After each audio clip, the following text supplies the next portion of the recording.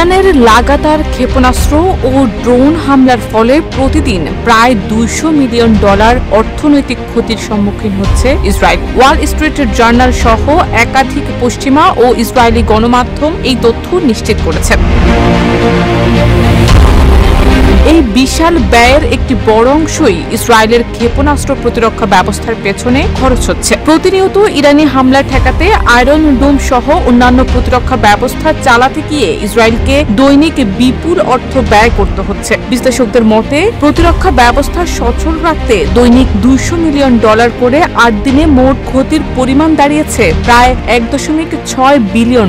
এই ব্যয়বহুল প্রতিরক্ষা কার্যক্রম ইসরায়েলি অর্থনীতিতে ব্যাপক চাপ সৃষ্টি করছে। কালার এক্সপার্ট, জর্জ স্যাপ এবং মাইল্ড অন হ্যান্ডস টেকনোলজি সমৃদ্ধ অরিক্স ক্রিস্টাল ওয়াশ আপনার লন্ড্রি এক্সপার্ট।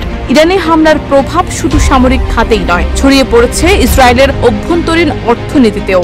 ইসরায়েলি সংবাদ মাধ্যম মারিফ জানিয়েছে তেল আবিবে অর্ধেকের বেশি দোকান বন্ধ হয়ে গেছে, বাজার এলাকা ফাঁকা, জনজীবন প্রায় অচল। বিশ্লেষকদের মতে এই আর্থিক চাপ ও নাগরিক জীবনের স্থবিরতা ইসরায়েল সরকারের উপর অভ্যন্তরীণ রাজনৈতিক চাপও বাড়িয়ে তুলছে। সংঘাত যত দীর্ঘায়িত হচ্ছে, ক্ষতির মাত্রাও ততই বাড়ছে।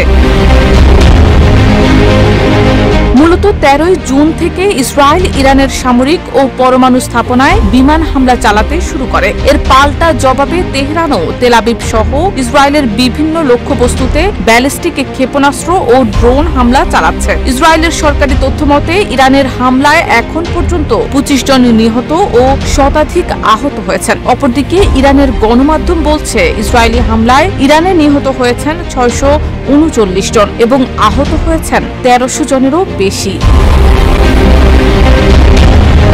শারমিন নিশু, ঢাকা পোস্ট।